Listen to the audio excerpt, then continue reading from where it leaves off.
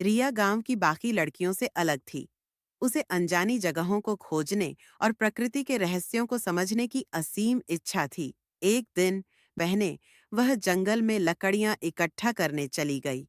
ऊंचे ऊंचे पेड़ हवाओं के साथ सरसराते हुए कुछ रहस्य बयां कर रहे थे और नम मिट्टी की खुशबू उसकी सांसों में बस गई। वह खुद को जिंदा महसूस कर रही थी। वह प्रकृति की सुंदरता में खोई हुई थी कि तभी एक भयानक गुर्राहट ने उसकी शांति भंग कर दी। कुछ जंगली कुत्ते भूख से तड़पते हुए झाड़ियों से निकल आए। उनकी चमचमाती आंखें रिया को घूर रही थीं और उनके पैने दांत सूरज की रोशनी में चमक रहे थे। रिया का दिल तेजी से धड़कने लगा। वह भागने का रास्ता ढूंढ रही थी, लेकिन कुत्तों ने उसे चारों ओर से घेर लिया। तभी अचानक आसमान से एक ताकतवर छाया गिरी। एक बड़ा और शक्तिशाली चिंपैंजी पेड़ों से झपटकर नीचे आया। उसने अपनी ताकत से कुत्तों को दूर धकेल दिया। उसके प्रहार से कुत्ते डरकर जंगल में भाग गए। रिया स्तब्ध रह गई। उसने आज तक ऐसा कुछ नहीं देखा था। चिंपैंजी ने उसकी जान बचाई थी। उसके मन में एक अजीब सी कृतज्ञता और लगाव महसूस हुआ। वह वापस गांव जाने के बजाय जंगल की असली सुंदरता को देखना चाहती थी।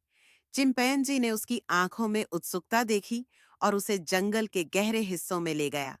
रिया ने प्रकृति का वैभव देखा। सूरज की रोशनी जो पत्तों के बीच से छन कर नीचे गिरती थी, झरनों से बहता साफ पानी और जंगल में स्वतंत्र रूप से घूमते जीव जंतु। उसे कभी भी इतनी आजादी महसूस नहीं हुई थी। एक दिन वे एक शानदार पहाड़ी झरने के पास पहुंचे।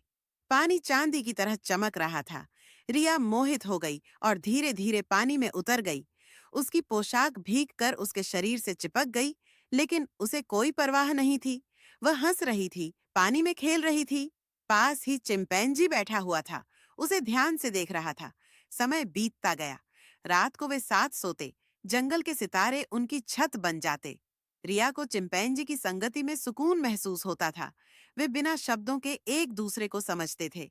कुछ महीनों बाद रिया को एहसास हुआ कि वह गर्भवती थी। सच जानकर उसका दिल दहशत से भर गया। यह कैसे संभव था? उसका बच्चा न पूरी तरह इंसान था, न पूरी तरह पशु। समय बीतता गया और जंगल के भीतर उसने एक बच्चे को जन्म दिया। बच्चा आधा इंसान और आधा चिंपैंजी था। उसकी आंखें रिया जैसी थीं, लेकिन उसके शरीर पर हल्के बाल थे और उसकी बनावट चिंपैंजी जैसी थी। लेकिन रिया खुश नहीं थी। उसे अपने भविष्य को लेकर डर लगने लगा।